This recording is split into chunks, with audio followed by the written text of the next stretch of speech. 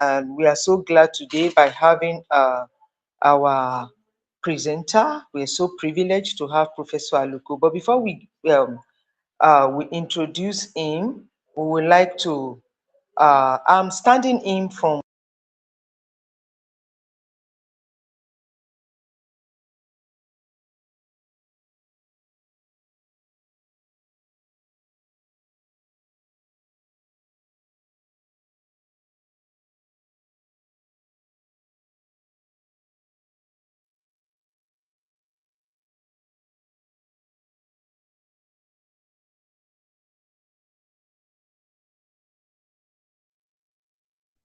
We can't hear you anymore.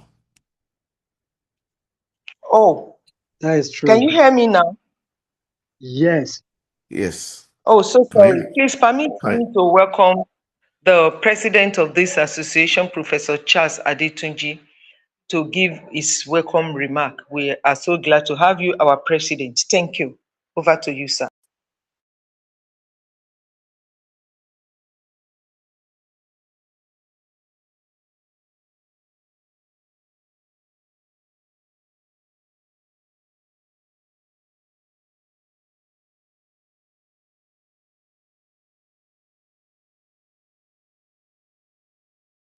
Yeah, President, we want you to give an opening remark.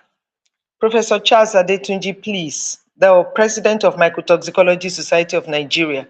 Please, over to you. Your welcome remark. Thank you very much. Or somebody should remind him. Thank you.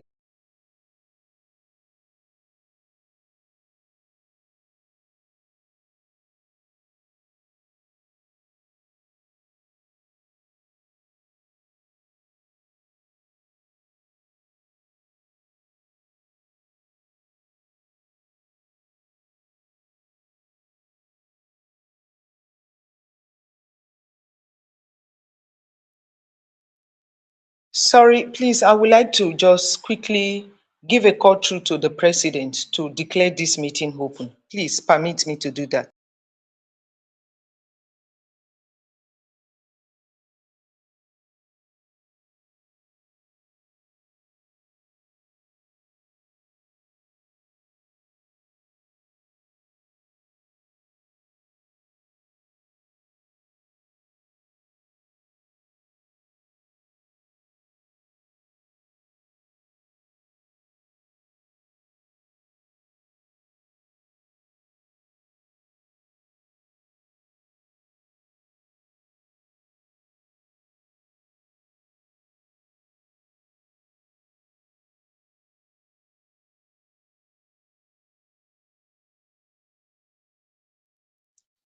I'm so sorry, it's like the president of the association is having difficulties in logging in. The ICT people should please accept him. It's like he's on the waiting list.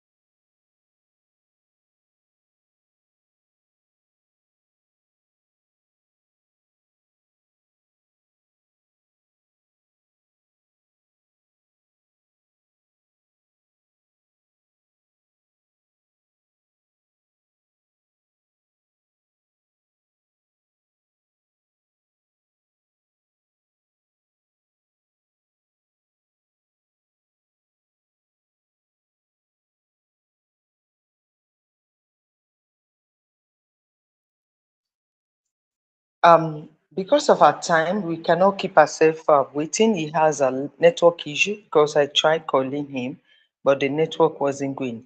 At this stage, the next thing on the agenda, maybe we should skip that and then bring him on board after we might have, after Professor Aluko might have finalized his presentation. We are so privileged today to have Professor Aluko.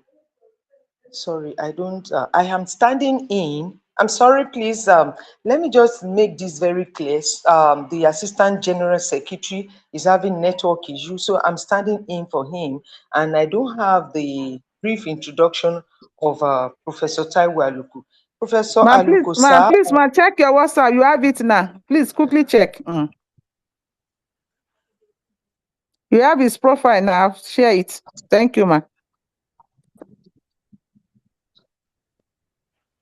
Please, can you all hear me now? Yes, very clear. Very clear. Okay. Like I would Please like to. check your WhatsApp for his profile. I'll share it with you. Please, ma, check.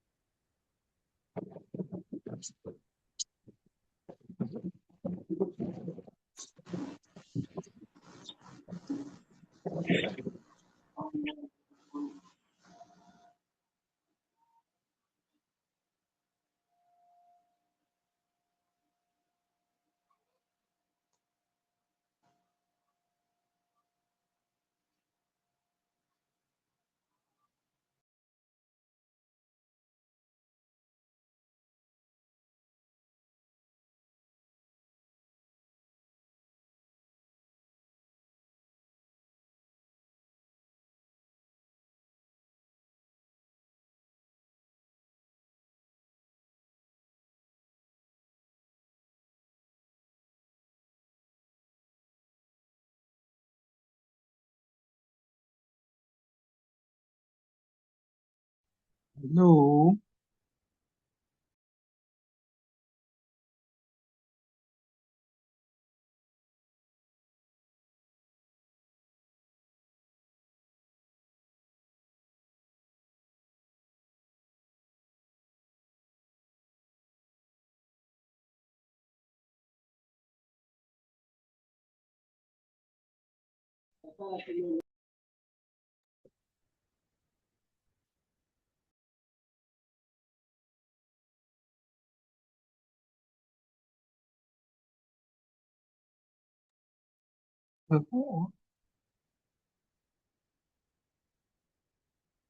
What is happening?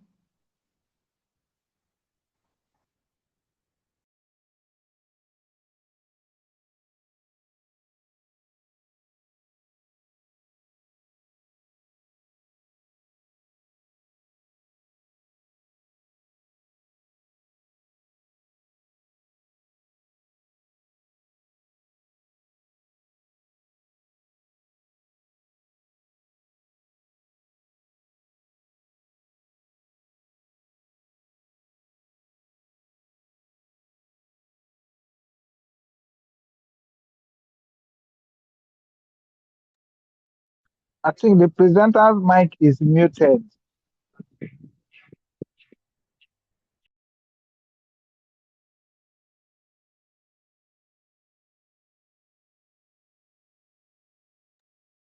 Ask them to unmute it. No, please. I'm so sorry. Let me just quickly do the profile of our very distinguished Professor Rotimi Aluko. Professor Aluko is the professor and director of RCSCR Canada. He's a research chair, and he is working currently at the Department of Food and Human Nutrition Science. University of Manitoba, Winnipeg, Manitoba. And the present today is strategic approaches to enhancing research ground applications and manuscript writing skills with emphasis on safety and nutrition.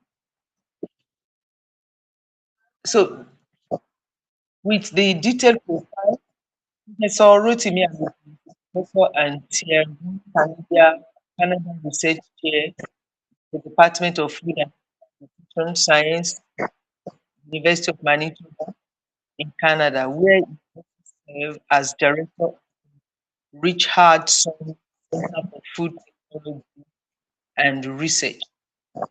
In addition to 248 peer-reviewed journals articles, he holds 2 patents on bioactive pesticides, one of which is licensed to Canadian pharmaceutical company for the purpose of commercialization. Professor Aluko has been recognized multiple years by Private Analytics as a cited researcher. That's top 0.1% of world scientists with published scientific journal article citation record in the top 1% globally. In 2000, he received the American Oil Chemists Society Lifetime Achievement Award for outstanding research work in proteins and co-products. He currently serves as editor-in-chief of the Journal of Functional. It's a very is ladies and gentlemen, pleasure to welcome Rotimi as our presenter. We are excited.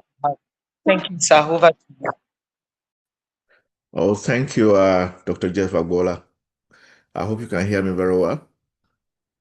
Okay, I'll try and share my slides.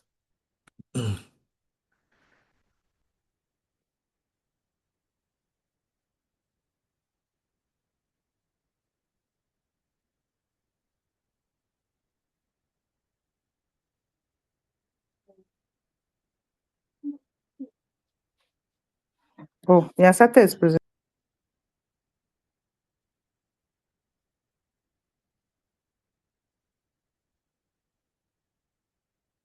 Okay, good afternoon, everyone. Well, good morning from here in Winnipeg. It's really a pleasure and a big honor for me to be here to give this presentation. And I want to thank Professor Adetunji and the entire Mycotoxicological Society of Nigeria for inviting me to give this presentation. Thank you so much. I do appreciate it. I'm going to give this talk based on my experience, at least for the past 25 years that I have been members of grant award panels or committees, and also as a reviewer of grant applications for various organizations over the world. And also in terms of manuscript, of course, I've been editor of main journals for the past 15 years. And so basically, I'm using the experience I have obtained from these positions to sort of give some tips in terms of how to prepare your grant applications and your manuscripts. Okay. So without further ado, let us begin. So in terms of grant applications, first of all, let's define, some simple terms. Okay. We know that a research grant, okay, is simply money given to an individual, a team, or an organization for conducting a particular research through a competitive process. So again, you can see I underline the word competitive because it's a competition. So even though your application might be good, it might not be great. All right. So it's a competitive process. Excuse me. Okay. So research itself, what is research? Research simply is a systematic investigation into and study of materials and sources in order to establish facts and reach new conclusions. All right. So this I took this from the Oxford Dictionary, so it's not my word, it's not my words. But basically, I've underlined two words here: facts and most importantly, new conclusions. All right. Therefore, when you're writing a research proposal, all right, they're looking for facts within your proposal, but more importantly, they are looking for new things. What will this research lead to? Is it going to generate new information? Okay, so that's why I highlighted those two words so that you can be very, very, take attention to those two words. And then you have the third category in terms of fellowship, which is generally a monetary award given to a scholar to pay for his or her academic pursuits. A fellowship is a merit-based scholarship for advanced study of an academic subject. Again, I took this from usnews.com. Okay. All right. So in terms of different types of, research grants, uh, we have, the following types of research grants. We have the operating research grant, which covers the cost of day-to-day activities like material supplies, salaries, or student stipends, travel, minor equipment, and so on and so forth. So these types of grants allow you to run, okay, your research, program. So that's why it's called operating grant. So it covers basically all the things you need for the day-to-day running of the research itself. But then you can also have infrastructure grant, which can be in terms of construction. Maybe you want to construct a new lab, for example. It can be to purchase major equipments, HPLC, mass spec. Those are, those cost a lot, and so usually, there's some, opportunities to specifically request for money to purchase these major equipments. You might want to do building renovations, for example. All right. Or you might want to buy, land for farming, those who are farmers, or to purchase a vehicle, okay, to allow you, okay, to basically run the research program. Again, remember, the land and the vehicle, the equipment, these are not personal, these are not personal property. Okay, these belong to the university where you work. Okay. And of course, there are the training, opportunities in terms of stipends, for, students. Okay. So in terms of, how we actually, how we can, uh, actually be competitive, all right, in this, how can we can be competitive when we write research grants? The title is very, very important. Most people don't pay attention to this, okay? But the title is very, very important because the title must convey accurate reflection of the goals and outcomes of your proposal. All right. The title is like I always call it's like the door to your house. All right. Okay. So if somebody looks at the door of your house sometimes and it looks cranky, it looks, dirty, it's not really, they already have an opinion of how your room looks like. Okay. The same thing. The title must accurately reflect, okay, what you want to do. All right. In terms of providing background information, all right, it is very important for you to tell the review committee, okay, what exactly is the current state of knowledge, all right? What do we know about the topic you are trying to do research on? And then tell us or tell the committee what is missing, okay? Because what is missing is what you want to address. You don't want to address what is already known, all right? So you must clearly state what is known already and what is not known. And then emphasize that your research program is going to focus on what is not known. All right. Very, very clearly. Okay. More importantly, even if something is missing, you need to convince the committee, okay, why is the research necessary? Okay, is it urgent? Okay, is it innovative? Is it horizontal knowledge? Okay, or is it vertical knowledge? Horizontal knowledge simply extends current knowledge. You are not going to be very competitive, all right?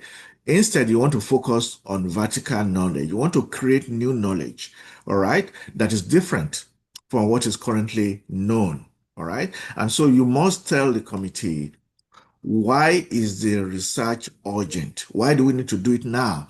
Why can it not wait for 10 years, down the road? Okay. Because it's a competition. All right. Okay. So you must convince the committee, I need to do this research now. We need to get this result now. All right. In order to create new knowledge, not simply to extend our current knowledge. All right. And then in terms of the objectives, you must have long-term or short-term objective. All right. Long-term basically defines the whole program you're doing. All right. Whereas the short-term objective may be for the next 3, 4, 5 years. Okay. So it's very, very important for you to have a very clear definition of your objectives. It must be realistic. Okay. Don't be too ambitious and create objectives that people know, look, this objective is not realistic. Remember, we're all scientists, all right? So let your objectives be realistic. It must be achievable. It must make sense, all right? But don't be too, you can be ambitious, but it shouldn't be excessively ambitious to the point that reviewers say, this is not realistic, okay? Now, of course, your objective must be high risk, big reward, okay? High risk simply means that you are going to do things really that are new, all right, to create new knowledge, which means that you are going to do some things that may not work out, all right. But then, if it works out, the reward is exceptional, all right, okay. And so you must distinguish your research proposal, okay, in terms of, is it a high risk, big reward, or is it a low risk, small reward, all right. And of course, it is always better to focus on a high risk, big reward, okay, whereby you want to show the committee that, yes, okay, you have the knowledge, you have the skills, okay, to do things that will create very, very new knowledge. But more importantly, you must convince the committee that the project is feasible. All right. Okay. That's the key word. The project is feasible, even though it's a high risk and you have stated that it's going to give very big reward and the reward makes sense.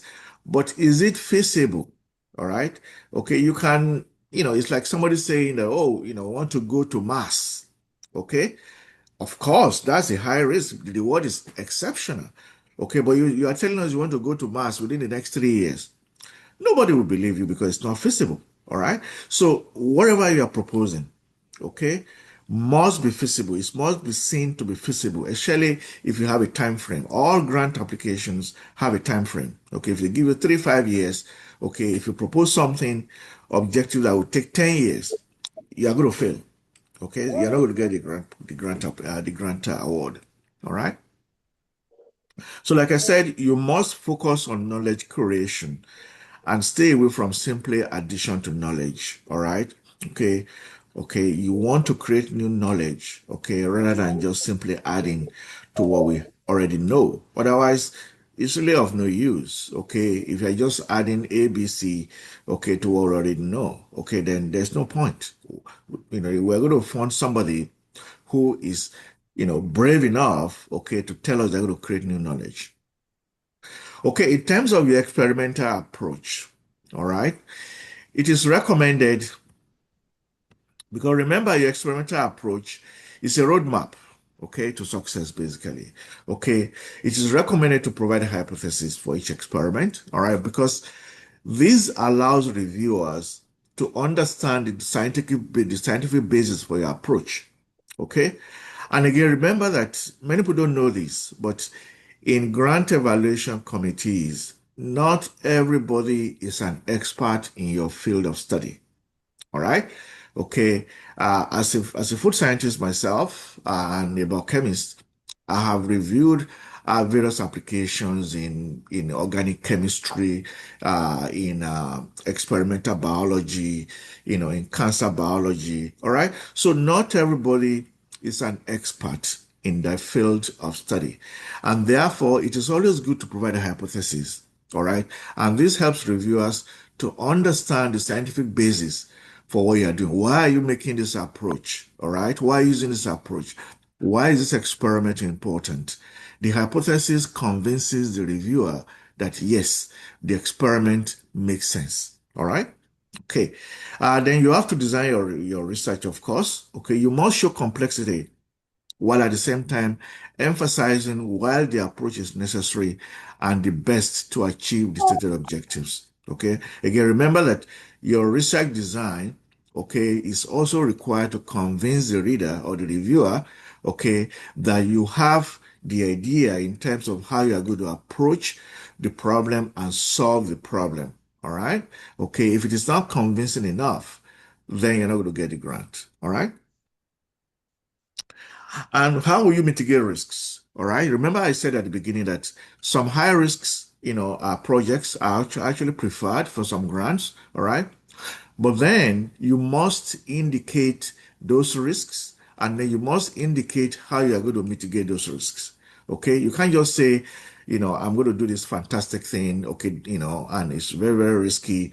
Okay. You must tell the committee exactly what are the risks involved and how do you intend to mitigate risks. Otherwise, okay, the committee will assume that, it's so full of risks, you are going to fail. All right. So you must indicate mitigation factors or, approach, how you're going to ensure that if the risk actually occurs, okay, how do you ensure that it doesn't result in total failure? All right. Which is lots of money, right? Okay. So, which means in most cases, you have to provide backup experiments. All right. Of course, methodology must be very clear. It must be feasible. Okay. So your methodology must be feasible. Okay, remember that again. Okay, like I said, there may be people who are not experts in your field, all right? But at the same time, they want to be sure that what you are doing makes sense. Okay, we're all scientists, right? We can look at, protocols and Stand up determine now if and drink the can water. somebody there please can you mute your microphone, please? The person with a child. So the methodology must be feasible, okay? It must be comprehensible, okay, by non-experts, all right? Okay, again, remember I said that not every member of your committee, of the committee, is an expert in your field, all right? So don't focus on too much scientific jargon, to the point that people cannot even understand how you want to solve the problem. All right. So be as simple as possible, okay, while being scientific at the same time. All right. But please stay away from being too highly, technical in terms of how you write your methodology, because the non-experts, they want to know how you are going to solve the problem. And if it is too full of jargon, okay, they're not going to understand what you mean. All right. It must directly address the objectives. Remember, at the beginning of a grant application, you have your objectives, and therefore your methodology must then address those objectives. Okay. How are you going to work towards achieving each of your objectives? All right. So you must write your methodology in a way to show how you are addressing the objectives. Okay, to show that you can actually, eventually achieve those objectives. All right. Don't just write general objectives or write general methodology. No, make sure that your methodology is specific for objectives of the project. Now, if students or postdoc training is involved, okay, this is very common here in Canada and some parts of of the world. You need to indicate allocation of experiments. Here we say, okay, this part of this method will be done by the student. This part will be done by the postdoc. Things like that. Because if you are asking for many trainees, it is important for the committee to know, okay, how those trainees are going to be involved, in the project. Otherwise they're not going to give you the money, okay? Because they look, it's not clear, okay, how you're going to train these students. So it's very, very important to indicate, okay, which aspects of the experiments are going to be carried out by the student, by the postdoc, by the technician, and so on and so forth. Okay, this makes the methodology very, very clear to the reviewer. And then your budget. Okay, remember that your budget, all right, must be only for allowable expenses. All right, okay, this is very, very, very important. Okay, you cannot ask for things that are not allowed. All right, for example, many of the grants usually don't allow for personal salary, your salary as a professor or a lecturer, and therefore you cannot put your salary and say, oh, I'm going to pay myself. All right, so it's not allowed. Some allow it, but some don't allow. All right, so you must make sure that you request only for allowable expenses. Do not exaggerate your expenses. All right, okay. Amount must match the level of experimental details. Okay, just a very simple example. You cannot, be requesting for, say, I'll use Nigerian naira. If you say, okay, I need 1 million naira, and all you want to do is determine protein content, okay, of the sample. All right. I mean, it's like just an example, but the committee will know that, you don't need 1 million naira to just do protein content on one sample. All right. So don't exaggerate, okay, your expenses. Otherwise, it can detract from the quality of your application, okay, because the committee then say, look, if you can exaggerate on the budget, maybe you also exaggerated on what you can do, okay, in the experiment. All right. So again, it's about, people believe in you, right? And if they don't believe several aspects of your application, then it's very likely you're not going to get the money. All right. Okay. Provide brief justification for each item. Okay. You want to tell the reviewers why the proposed experiment cannot be done. Okay. All right. Or may experience undue the delay. Okay. Without the requested item. You want to show that what you are requesting for is very, very important. You cannot get good outcome without the budget item. All right. The budget item shouldn't just be, oh, I like to have this in my lab. No, you must show that that budget item, okay, is critical for you to achieve your research objectives. Okay. If you are requesting for personal stipend, explain why the work cannot be done without each training. Why do you need a PhD and not MSc? Why do you need a postdoc, not a technician? All these things needs to be justified, all right? To show that, yes, okay, you know what you're doing, all right? And that your training requests, okay, matches, okay, your experiments, okay? In terms of the money you're asking for, is highly justified because we now know that, yes, this work is going to be done by a PhD. It cannot be done by a master's. So I'll give you they'll give you the money. All right. Major supplies. Okay. You want to indicate what parts require the requested items and why. Okay. Travels. Okay. It's very common here. Okay. We do a lot of conference travels. Okay. You must justify the travel. Okay. If you are requesting for conference attendance, provide the names of the conferences. Okay. Indicate what you are going to do there. Okay. And why is it important for you to attend that conference? Okay. You must indicate that it's not just for you to just go there and mingle. No, you are going there to learn from other professionals. Okay. So you must emphasize the reason why you are going there. Why is it important for your career or for the project you are doing? Okay. It's not just for the sake of travel. Okay. You must justify it very, very well. Publications, okay, if you are requesting money for open access publications, all right, it's also very important for you to provide the names of the journals that you intend to publish the results in and justify your choice. Okay, why are you choosing these journals?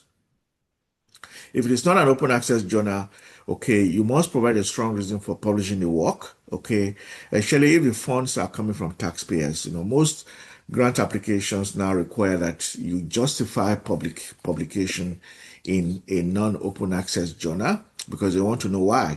Why can't you publish in open access that is available to everybody? All right.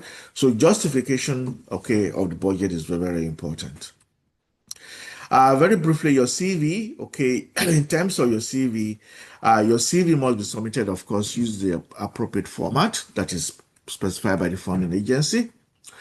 Provide information to demonstrate your research expertise in the proposed field. Okay. Again, the people don't know you, they don't know who you are. Okay. Even some might know you. Okay. But, okay, they need to know that you have the expertise to carry out the proposed work. That can only be evident in your CV, your publications, your presentations. Okay. That's where they're going to know your expertise. All right. So very, very detailed in your CV. If possible, highlight the name of your trainees. Especially if you're asking to train students, all right, you must have a history of training other students. Okay, if you don't have a history of training students, and you're asking to train students, it will look very weird, all right, right? So you must, show that, yeah, well, I have trained students before, and therefore I have the expertise. Provide the information if particular publication received specific attention. For example, if your article was chosen as a cover page for the journal, okay, if your article was reprinted in another publications because of the quality of the work, or received press coverage, or received the student award, okay, or is it has been a technology that is being used by other colleagues, okay. Try to provide as much information to show the quality of your publication. It shouldn't just be the numbers. Okay, the number of publications sometimes is not really what gives you success, all right? Is the quality of those publications. So, highlight the quality of your publications, all right, as much as possible. If allowed, you can explain your role in multi-authored articles where you have several authors. What was your role in those articles? Were you just asked to read the manuscript, or were you, part of the, experimenter team that designed the experiments? All right. Was the work carried out in your lab? Okay. Explain your role. Okay. Provide names of past trainees and what position they are now. Okay, what have you done in the past? Okay, because that reflects the quality of your training. Okay, if your past trainees are in very good positions, it shows that you have a trail of highly exceptional training record. All right. If available, explain your activities regarding international research collaborations. All right. If you collaborate with international colleagues, all right, put them there. Okay. Because again, that shows that your skills are highly valued, okay, by other researchers all over the world. Okay. That is exceptional. Okay. Highlight those skills. Okay.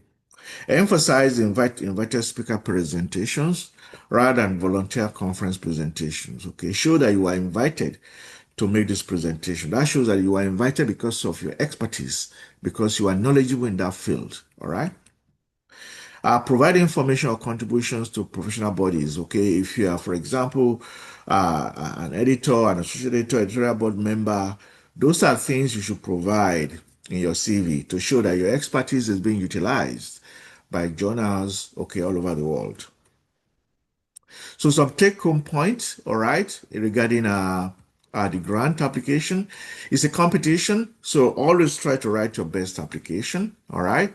Reviewers are not always expert in your field, so put your thoughts and ideas in a simple yet convincing prose. As much as possible, use a vertical rather than horizontal approach to write your proposal, okay? Which means you want to create new knowledge rather than complementing or simply adding to existing knowledge. Know the details of progress and existing scientific information in your area. So don't propose to duplicate what has already been done. Otherwise, it will not go anywhere. Do not exaggerate on what you can do. Remember that committee members and reviewers are also scientists like you.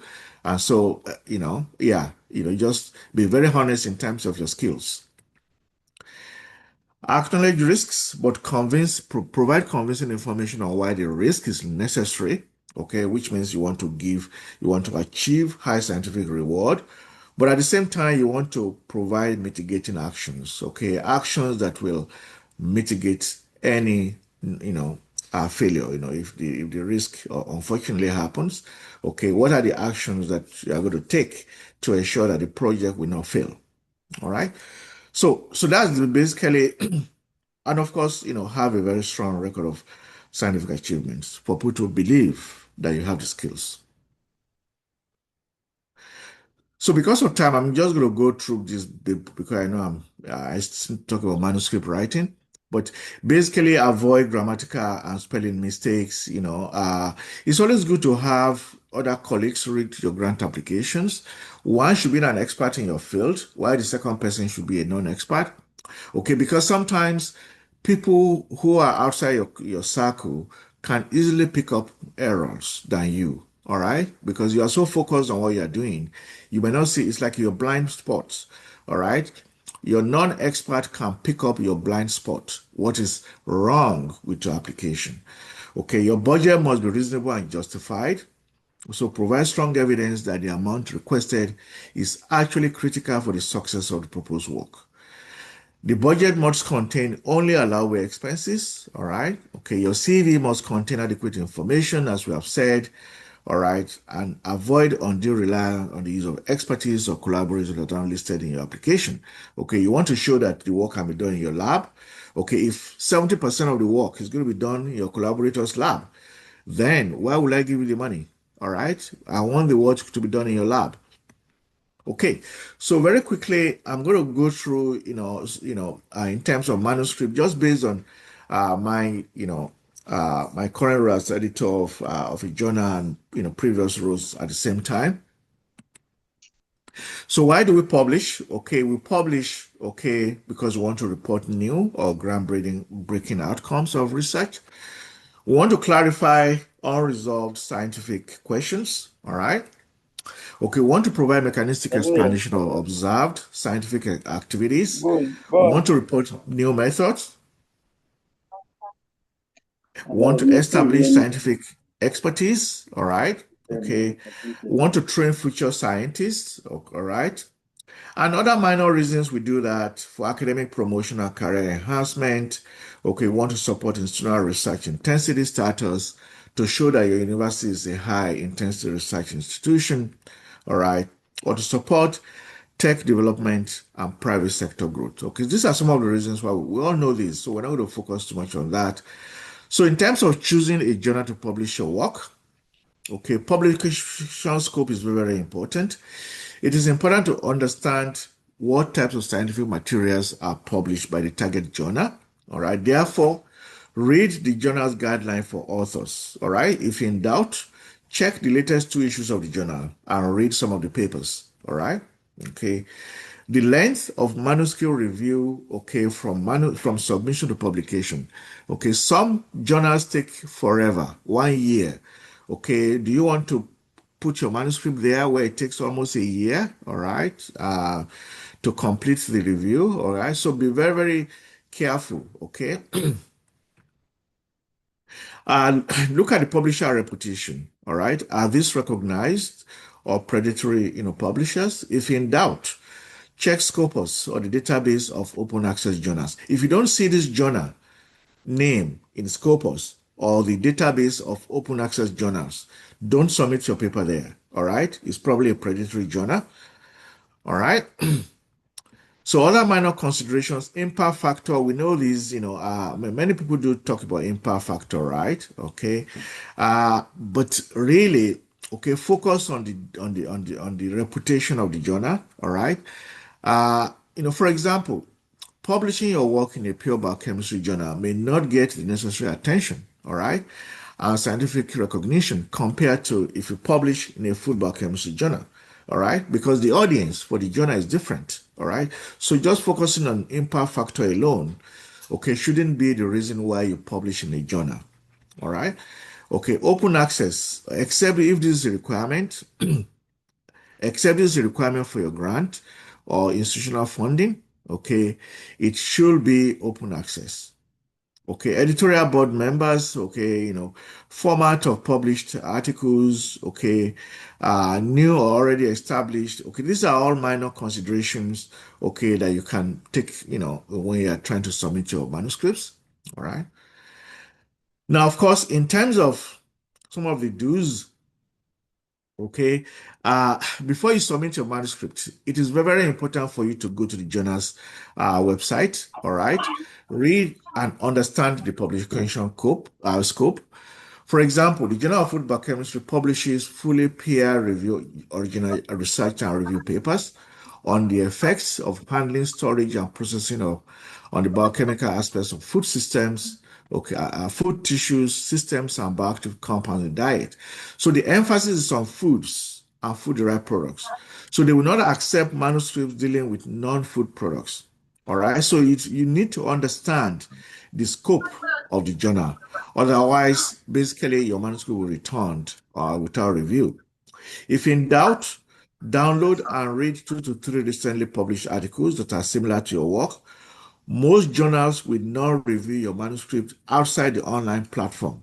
Okay, so I'd avoid sending your manuscript to outside to the editor and say, oh, by the way, can you let me know whether this manuscript is compatible with your in the scope of your journal? All right. Most editors do not reply you because we don't review manuscripts outside the review platform. Okay. However, if it is a review manuscript, it's okay to send the title and an outline, to editor and see whether they can get permission, if you want to write a full review manuscript. Does the work advance scientific knowledge? All right. Again, we've talked about it when I was talking about grant applications. Okay, is this horizontal contribution whereby the same information is available in previous articles, but you simply use a different sample? All right, it very likely will not be accepted by a very, very good journal. All right. Okay, in contrast, if it's a vertical contribution whereby it's new information that builds on previous articles, all right, then you have a chance of your manuscript being accepted for peer review. All right. Does the work contain mechanistic approach or simply analytical? All right. Okay. Information is usually required on how a compound works. Mechanism of action is what gets your papers published in a regular journal. All right. So, for example, if you have a manuscript that looks at the effect of a food product on plasma lipids, and you measure only lipids, of course, nothing wrong with that, but it lacks mechanism. All right. Whereas if you do the same thing, all right, and you measured not only lipids, but you measured the enzymes associated with lipid metabolism, all right, then now you are going into mechanism, and that offers a chance for your work to be accepted for peer review. All right. Are the data of sufficient quality and quantity to be of interest to readers and the scientific community? Okay, you have to ask yourself that. All right. What is the likelihood that the article will receive multiple citations in 3, 5, or 10 years? All right. Most editors also take that into consideration. Is this something that we published and that's it? Nobody cares about it. Okay. Or you publish it and even 10 years time, it is still being cited. All right. That is what some editors look for before they accept your manuscript for peer review. Okay. Now, so now you've determined that your work is suitable for the journal. Okay, proper use of English is very, very important. Again, does the title convey a correct message that reflects that the work was done? All right. Okay, the major outcomes. Okay. Generally, is the manuscript written using correct English grammatical expressions to enable comprehension by reviewers? All right. Remember that you are publishing your work, and therefore, people who are reading the work must understand what you have written. Otherwise, they cannot appreciate the quality of your work. So, very, very important. Okay, the good thing is that these days we do have a lot of tools to make sure that the English grammar is well constructed. Are tables and figures clear and easy to understand? All right. Again, where you need a table, don't use a figure. Where you need a figure, don't use a table. All right. You want to make sure that reviewers, and also readers eventually can easily understand the outcomes of your work. All right. In terms of the abstract, does it state why and how the work was done? Are the results presented strongly? to convince readers, all right? Are you using qualitative or quantitative report? Okay. Qualitative simply means, we did this and then it led to an increase in this, a decrease in that. Okay. Sometimes that is not very useful. Instead, why not use a quantitative approach? Okay, we provided 10 grams of this product to people. They ate it. Okay, they gained 50 pounds. Okay, within 2 weeks. Okay, like that. You want to provide data. Okay, that actually shows the outcome of your work instead of just a descriptive abstract. Use a more data driven abstract where you actually provide data. It's more interesting for people when they read data rather than just a description. All right. And more importantly, you want to highlight if there's any novel finding, from your work. The introduction is very, very important. Does it provide sufficient background information on the topic or samples that are being used? Okay, because again, remember, the reviewer might not actually know about your sample. Okay, it's good to provide sufficient background information. Okay, all right. Is a gap in scientific knowledge identified? Did you identify a scientific gap, or you're just doing this for fun? Okay, why are you doing it? What is the reason? Okay, is sufficient literature cited to show previous results by other authors? Okay, have you shown what has been achieved before? Okay, to basically be a rationale, for you to do this work. All right, is sufficient justification provided for conducting the work? All right, the objectives are very, very important. Is your objective clear? Is it meaningful? All right. Your objective should point to potential novel outcomes or discovery. All right. Okay. It should show that something new is going to come out of this work. Okay. Something new down the road when they read this manuscript, you're going to encounter something new. All right. Otherwise, the editor might just say, it's just a normal manuscript. There's nothing new here. Okay. And they will not send it for peer review. Okay. Methodology. Is it clear and appropriate? All right. Okay. They are looking at the fact that your methods, does your method address your objectives? All right. Are they clear for somebody to understand it and replicate it in their lab? Remember, we publish papers so that other people can replicate our work if necessary. All right. So is it very clear so that somebody in Australia can take your methodology and replicate it successfully? All right. Is the experimental approach acceptable? All right. That is, does it address your objective? If your experimental approach is wrong, then that's a problem. All right. Did you describe your protocols properly or very sketchy? All right. And of course, you must use correct statistical analysis. To show, significant differences, for example, or trends or correlations, all right, in your work. All right. These are methodology is very, very important for a lot of reviewers. Okay. Now, now in case of people who use animal or human trials, and I'm not going to spend much time on this because maybe many of you don't, but oral feeding, is very, very important, except if you want to get into medicinal, journals. For most other journals, you must do oral feeding, otherwise it becomes medicinal. All right. So intraperitoneal injection, intramuscular skin applications. All right. These are all medicinal, chemistry, right? Okay. Of course, your trials must obtain ethics approval. Very, very important. If you are doing animal or human trials, you must obtain institutional ethics approval, to show that, the work, has, passed ethics, regulations. Your results and discussion. Is your data interpretation adequate? Don't just gloss over important outcomes. Try to emphasize important outcomes. All right. Why are they important? All right. Show the novelty there. Why is it different? From previous published literature. All right. Are the conclusions consistent with reported data? Again, don't exaggerate. All right. You must be sure that what you are talking about, is consistent with your data. Don't extrapolate excessively. all right? We call it stretching of data, all right, or stretching of facts, okay, all right? You cannot say, oh, because we went to the moon, that means also we can use the same vehicle to go to Mars. No, you can't just extrapolate like that. That is excessive. It's unreasonable stretching of the facts. All right. Okay. And of course, references are very important. Follow the journal's guideline as required. Avoid excessive self-citation. All right. Okay. It's not about yourself alone. It's about scientific literature, not just your work. Okay. I think I've covered most of this, because of time.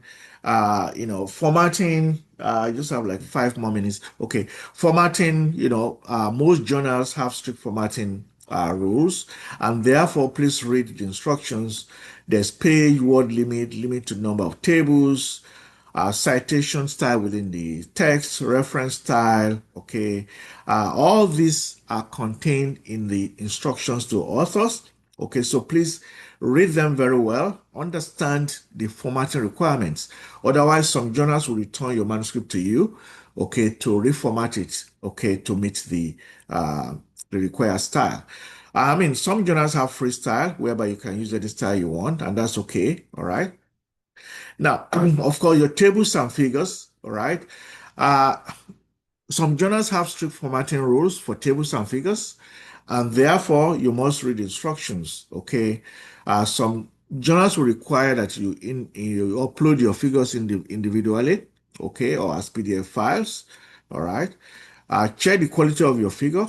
All right, and the tables. Okay, make sure your tables are cited consecutively. Tables and figures are cited consecutively within the text. All right. If you have excessive number of tables and figures, you can move some of them into the supplementary file. All right, that's acceptable. But you must mention them in the text, all right, to show that these extra tables and figures are in the supplementary file. Okay, again, you have freestyles that allows, figures to be inserted anywhere, or at the end of the text, okay, and so on and so forth. Now, if you reproduce figures or tables, all right, from other publications, it is very important that you get permission from the original authors, okay, if it's open access, or from the publisher, if it is a subscription style article, all right? Please get permission before you use other people's figures or table, especially in your review, if you are doing review manuscript. Plagiarism, okay. Most journals now will run your manuscript through plagiarism detection software, all right? And so if the content of your manuscript is too similar to published literature, they will return it to you, all right? So it's always good to do your own similarity check before you submit the manuscript, all right? In general, manuscripts with greater than 40% similarity index, okay, are returned, okay, to the authors, okay, because it's just too similar to scientific literature, all right? As a general rule, therefore, you want to keep your similarity index, okay, below 25% to avoid desk rejection or to avoid delay in processing the manuscript for peer review. Okay, the major source of similarity is methodology because sometimes you use the same methodology, right, for different papers. So even if you use the same methodology, the same protocols, rephrase the sentences for each manuscript to reduce overlap. All right, use different words to describe the protocols.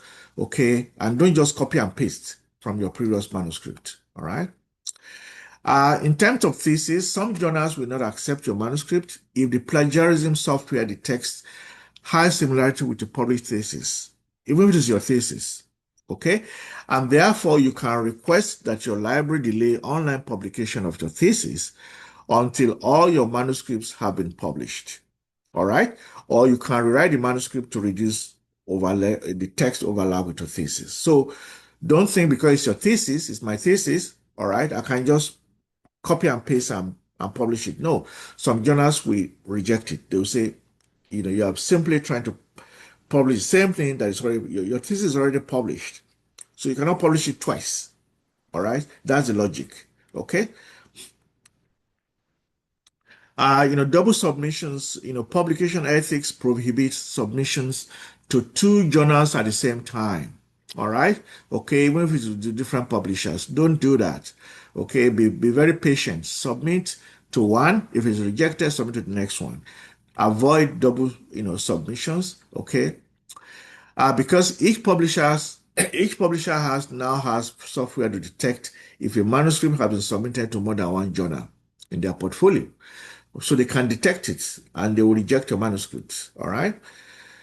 Double submissions are not allowed because eventually the manuscript can only be published in one journal anyway, and therefore it becomes a waste of time. Remember, editors work on it, reviewers work on it, editorial staff, okay, processing, all right, okay, so it's a waste of time for two journals to review your manuscript at the same time because eventually only one journal is going to publish it. So you have wasted the time, okay, of the other journal. All right. So that is why double submission is not allowed. All right. As a rule, all detected double submissions are rejected outright without further processing. And sometimes you can be prohibited from resubmitting the manuscript to the journal. Okay. And very important, don't resubmit an already rejected manuscript to the same journal without a prior approval from the editor, because the journal system will recognize as a copy of the previously rejected version. All right. So if your manuscript is rejected, if you want to resubmit it, get permission from the editor. All right. Don't just rework it and submit to the same journal. Okay. You can submit to another journal, but not to the same journal. All right. If it's the same journal, you want to get the editor's permission. All right. Now, in terms of animal and human feeding experiments, I've said this already. You need institution ethics approval. Materials used must be clearly defined, okay, especially for human trials. The root of it, we talked about this already, so I'm just going to move because of time. All right. The change of authors. Yeah, this is very important. All right. Only people who made significant contributions to the manuscript, okay, can be co-authors, and their permission must be obtained before adding their names. Don't add people's name as a favor. All right. Okay. Or without their knowledge or without their permission. Okay. If the editor find out, okay, the paper can be retracted. All right. People who provided pure service, okay, need not be added as co-authors. All right. Rather, they can be listed as, in the anonymous, section. I mean, except if they really, if they really demand that they be listed as co-author, but if simply a technical service, okay, they need not be added. All right. Change of authors is permissible by most journals only up to the manuscript acceptance stage. Requests to add authors after a manuscript has been accepted are usually denied because it means that person who was missing did not read the manuscript and therefore it's illegal to add their name. All right. Therefore, disputes regarding authorship must be resolved before the manuscript is accepted. So you cannot add a person as a co-author without their permission, please. All right. Research collaborators, okay, cannot exclude co-authors based on personal differences. If after you have written the manuscript, you have a personal difference with somebody who was a co-author, you cannot remove their name simply because you had, personal difference with them. No. Okay, they already contributed to the manuscript and therefore they must remain co-authors.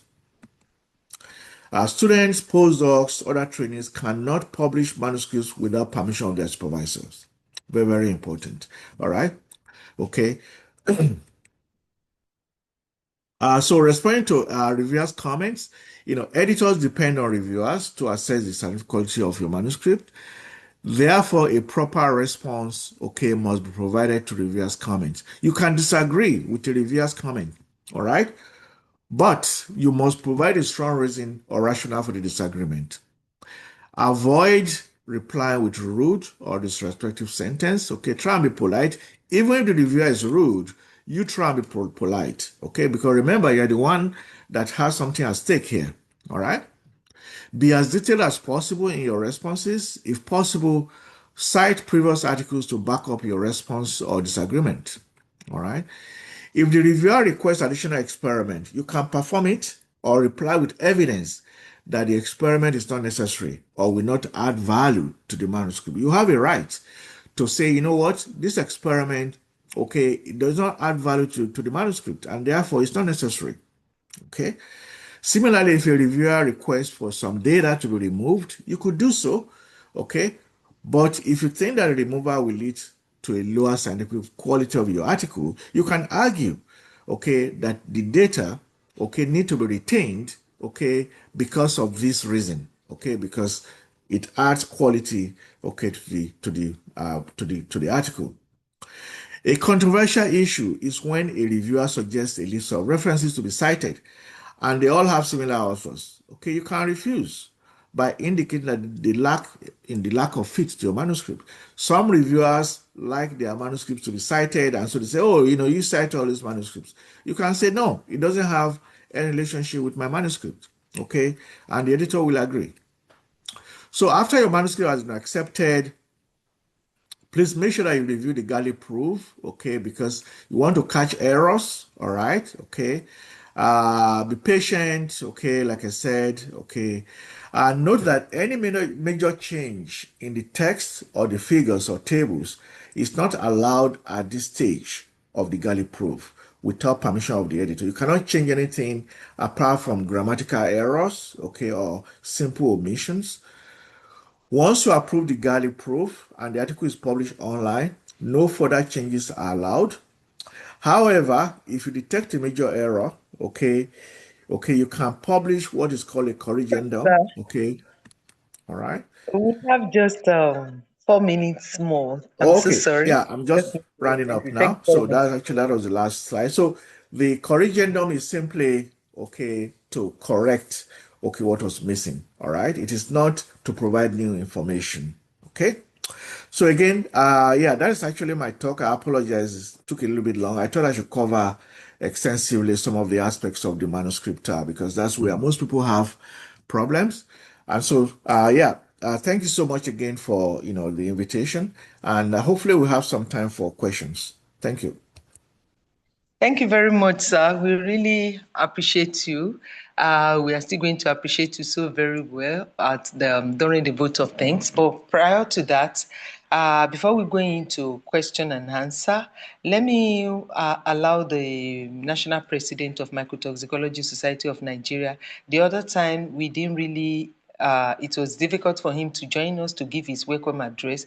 Please permit me to welcome him to give his welcome address. Then we now ask our questions and answer period. Thank you, sir. Yeah. Thank you very much, my distinguished Prof. Good afternoon, good evening, good morning, everyone, wherever we are joining all over the world. I want to welcome all of us to the second edition of the international webinar by our Amiable Society. And without mixing words, I want to appreciate our keynote speaker, our distinguished professor of eminence, distinguished Professor Rotimi Aluko, for creating time to educate us on why we need to learn the habits and the nitty-gritty involved in writing grants and publishing in a high impact factor. Prof has been a beacon of light and kind of hope for this generation. He has really, really mentored a lot of people, and we are very grateful, Prof, for creating time to educate us and for being a father to ensure that we are doing well in this career. And on behalf of the Regent Board of Trustees and the executive of this society, we say thank you very much, sir. And we welcome all our distinguished professors all over the world. I can see a lot of vice chancellors, a lot of relevant stakeholders that join us in this program. We are very, very grateful, and we hope we continue to partner together in order to ensure that we meet the needs of the ever increasing population. We might be black, but our brain is not black. And God has really, really blessed us with a lot of resources, and we now need to highlight all this in identifying whatever we have in resolving our locally available challenges. On this note, I want to thank my immediate past president, distinguished Professor Yamisi, for the good moderation, and thank you for allowing me to talk. Thank you very much, sir. Thank you so very much, sir, our president. Let me just permit me to read all the questions pasted on the chat box. The first one, Prof. Sir, somebody asks if he said, to what extent can we apply AI or ChatGPT in preparing a grant research proposal or a manuscript for an high impact journal publication, and what is the weakness? I mean, what are the weaknesses? That's the first question, sir. Can I read through all the questions, Prof. Sir? No, it might be easier to just answer one at a time. Okay. Because I may not remember. Yeah, in terms of using AI, I think it's very clear. All journals have made it very clear that you can use AI mostly for non-technical purposes, like grammar, for example. The style of your manuscript. But AI, in terms of generative AI, to generate the information, the technical details for your manuscript, that is not acceptable. All right. So, even for example, if you use AI to collect, like various information for your introduction, all right, it is required that you rewrite it with your own words. In fact, I'm currently dealing with an issue now with my journal of functional foods, all right, whereby, when the manuscript was submitted, and then after peer review, the authors, the submitted revision, we found out that the authors basically use AI, okay, to rewrite a lot of the technical details, and those authors now have been informed that that's not acceptable. All right, that may be rejected. So don't use AI to generate scientific data or information for your manuscript. You can use it as a tool, basically to fine tune the grammar or the style, for your manuscript. But generative AI is strictly, discouraged. Thank you very much, sir. You have really told us that we should avoid the use of AI. We can just use it to get our ideas. Then we use our own English to draft it. Thank you, sir. Another person asked a question. He said, as a young researcher, how do I know that a particular research idea of mine can be developed for a grant proposal? Over to you, sir. Oh, yeah, that's a very good question. Like you say, if you're a young researcher, it's always good sometimes also, before you write a grant proposal, to look at literature publications in that field. Okay, take some time, check what has been published in that field. Okay, what is the scope of the publication? What has been published? What do we know? All right, that will basically tell you in terms of whether your idea, okay, is new, or whether your idea is already been fully, explored in literature. All right. Now, don't always underestimate yourself. Some people, they have an idea, they say, maybe this idea will not flow. No, it could flow. Okay. What you need to do, like I said, is check literature. Okay. Make sure that the idea has not been fully explored before, or the angle you want to explore, okay, is very critical to fully exploring that topic. All right. Okay. Because somebody has worked on, say, soybean, doesn't mean you cannot do another angle on soybean. All right. Okay. It depends on how you write it. Okay. It must provide critical new information. If you check literature and there is not really much information in that idea that you have, then it's a new idea. go ahead with it, write it, and make sure that you emphasize what is new about it, okay, and how it can lead into novel information. That's what matters. Sometimes it's a matter of basically using very persuasive language that makes sense, all right, that rely on literature, okay, to show that yes, this is not available in literature, and that's why I want to do it. Thank you very much, sir. Another question is, I don't really know, sir, maybe you'll be able to understand this question, but I don't know. Let me just read it. It said, can you please, oh, sorry, many of them are requesting for the slides. That's one. And then another thing is, the person wrote, express your concern on the non-implementation of research findings by policymakers in developing countries like Nigeria. So that was how the person put it. So I don't really know Yeah. if you can understand. Okay, sir. Well, I mean, I'm in Nigeria myself. I did my my early career in Nigeria before I left. So it's a long time ago now. Yeah, I think it has to do with the political system, right? Okay. Uh, Here, I'll give an example. Here in Canada, where I live, the government has a lot of respect for scientists. The system has a lot of support. I'm sure you probably heard recently, because of the political tension with the United States, the government actually created a new program called the Canada Impact, program whereby they are providing, believe it or not, I think it's about $1 billion to recruit, okay, new scientists into Canada.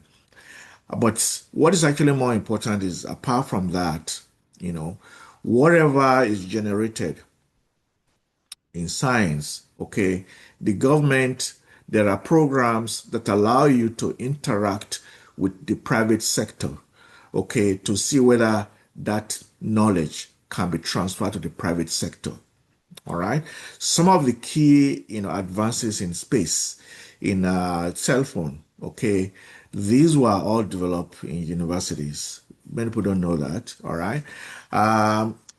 So I think the problem with the Nigerian situation is just that the focus, okay, of the political class, okay, is different, okay, from the academic, improvement that we all want. All right. Unfortunately, I'm not a politician. I'm just saying it, and I don't mean to insult anybody, but there is really very, very little focus by the political class in terms of how do we drive innovation in the country using knowledge generated from the universities. The government has to be that facilitator. Okay, in many countries, South Korea, Australia, okay, United States, okay, the government, okay, provides that bridge, okay, between the industry, okay, and academia. All right. That bridge is very important. And that bridge requires money. It's not just talk. Okay. They provide that money that allows me, for example, to talk to somebody in the industry and say, hey, I have the technology. You want to license it? All right. So that's my point. So apart from funding original research, okay, the government must also serve as a bridge between academia and the industry. All right. I think that's what needs to happen, really. The same thing with policy. All right, in terms of making sure that the government relies or they trust the academia, that whatever is generated, okay, can be used to formulate public policy. I just think it has to do with the political class, the focus, unfortunately. That will be my opinion. In terms of the slides, I'm going to send the slides to Professor Adetunji, and then he can distribute it to anybody who wants the slides. Thank you so much, sir. One more question, sir. Somebody wrote here, the person wants to know if reviewers or editors consider age in awarding grants, and is asking this in relation to securing a postdoctoral job. So that's the question, and that's the last question, sir. No, actually in developed countries, I mean, as far as I know, in North America here, there is no question about age when you are applying for postdoctoral fellow. Age is not a consideration. Age is not a consideration in jobs here. Your CV is not required. You are not required to put your age on your CV. So yeah, we don't consider age. Yeah, we consider the skills that people have. Age is just a number here. Nobody looks at age for jobs and also for things like postdoc. Yeah, we don't. But I don't know of other places, but definitely in North America, age is not a factor in those things. Thank you so much, Fa, sir, for clarifying this, because many people believe that once they get to a particular age, there is no need for them to apply for postdoctoral research. On this note, sir, we want to really go into the vote of thanks. We really appreciate you so very well. On behalf of the President of Mycotoxicology Society of Nigeria, the Board of Trustees, all the executives and members of the association, and all the participants, the distinguished participants, respected colleagues, and esteemed guests, we want to say thank you. It's a pleasure to deliver. I mean, it is my pleasure to deliver this vote of thanks and on deliver the vote of thanks. And I want to first and foremost appreciate Professor Rotimi Aluko for sharing his vast knowledge, experience, and practical insights with us today. And your presentation has actually provided a valuable guidance on developing competence research proposal and strengthening scientific writings and positioning research outputs to address critical issues in food safety and nutrition. And the clarity with which you explain strategies for successful grant application, script preparation has certainly equipped most of the participants, including me, with tools that will enhance their research, our research productivities and global visibility. We sincerely appreciate your time you have devoted to prepare and deliver this comprehensive and inspiring presentation, despite your very busy schedule and the depth of knowledge you shared and the practical perspective you offer will undoubtedly benefit all the researchers present here today, the academia, and students who aspire to improve the quality and impact of our scholar work. Special appreciation goes to the organizing committee, the president, the board of trustees and members of this our organization. We also acknowledge all participants who joined from different locations. Your active engagement throughout questions and contributions during the discussion section greatly enriched the webinar and made it a vibrant academic exchange. And finally, we extend our gratitude to every individual and institutions, and most especially the vice chancellors that are present here that have supported these our programs. Your collective supports continue to strengthen collaboration, knowledge sharing, and capacity building within the research community. And once again, we thank our speaker, Professor Rotimi Aluko, the organizer, and all the participants for making the webinar a remarkable and impactful event. Thank you all for your attention, and we look forward to continued collaboration and future engagement. God bless you. Thank you. Let Thank me you so welcome, much. you're welcome, sir. Let me welcome the Mrs. Talatu for your, yeah, for your Thank you. speech. Thank you very much, ma'am.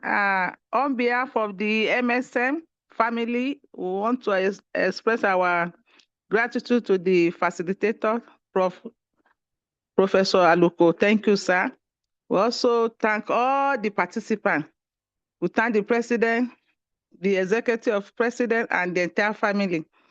Thank you all. God bless you all for joining us. Thank you, ma, for stepping in to moderate the webinar. God bless you. Amen. Thank God you. On bless this, you all. I think we have to bring today's webinar, the second webinar of this great association, to a pause. I want to say thank you and bye-bye. And I want on to Professor Rotimi Aluko. Please, we are going to continue our discussion online. Thank you very much. We appreciate Thanks, you. everyone. Best of luck in Bye. your careers. So Thank God you. bless you, sir. Thank you. We are Thank you so grateful. Thank much. you, sir. Thank you. We Yeah. invite you again, sir. Thank you, Thank you, Prof. We sir. really Thank you very much, Thank sir. appreciate. you, Thank you. God sir. bless. Thank you, Thanks, Thank you, sir. Thank you, everyone. Prof. sir. Thank Thank you, you sir. to Thank all you, the sir. Thank you, participants. everybody. We're so Thank you, grateful. the PRO Yes, president, our Presido. able Thank you. moderator, and our former president for the votes of thanks. We are grateful to you all. God bless you all. Thank you, Great. Prof. Thank you.